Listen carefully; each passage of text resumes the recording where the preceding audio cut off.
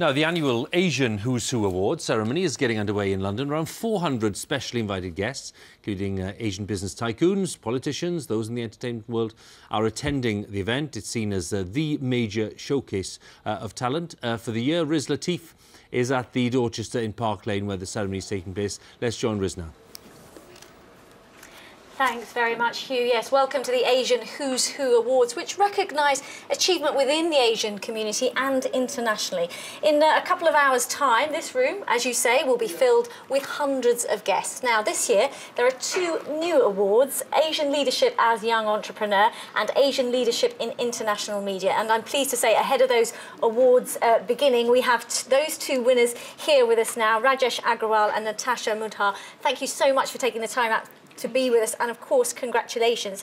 Now, Rajesh, as a young entrepreneur, if I can ask you, you went from earning £60 working on a website in rural India to running a £250 million UK company. That is some achievement, isn't it? Well, it's great. I think come a long way since where I started 12 years ago, and it just goes to show anything is possible and anything can be done if you put your mind to it. Now, you are one of the fastest growing businesses in the UK. What do you put your success down to? I think it's down to the British people for putting their faith and trust in me.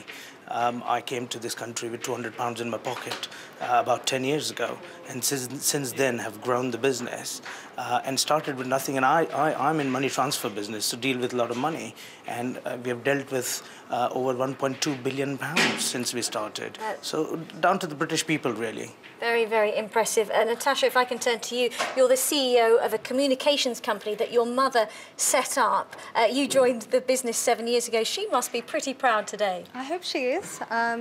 But yeah, she set it up going back 17 years, and I think when Teji set it up, there were quite a few challenges there. Not so much from the mainstream community, but more from the the internal Asian community. And I don't think really they respected the communications profession as much as they do today. And I think it was a lot of kind of work that she had to do as well in the campaigns that we've implemented to kind of get them to take note and actually say, you know what, communications, PR, marketing, events is actually a profession of substance, and it's not all about fluff and, parties and glamorous nights out. Now, there are, of course, lots of family businesses within the Asian community, but joining one, particularly now, must have its own challenges. It does.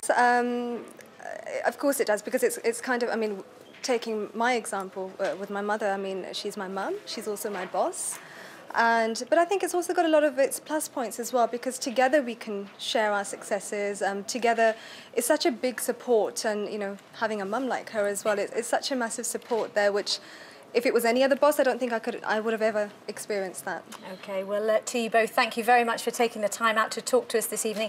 Congratulations once again. We'll leave you to take your seats ahead of those festivities starting. Well, the awards begin at around 8 o'clock, and we'll be here throughout the evening, bringing you the atmosphere, the glamour, and, of course, talking to some more of the winners. But for now, back to you. Riz, enjoy it. Thank you very much. We'll hear from you again later on. Riz Latif there.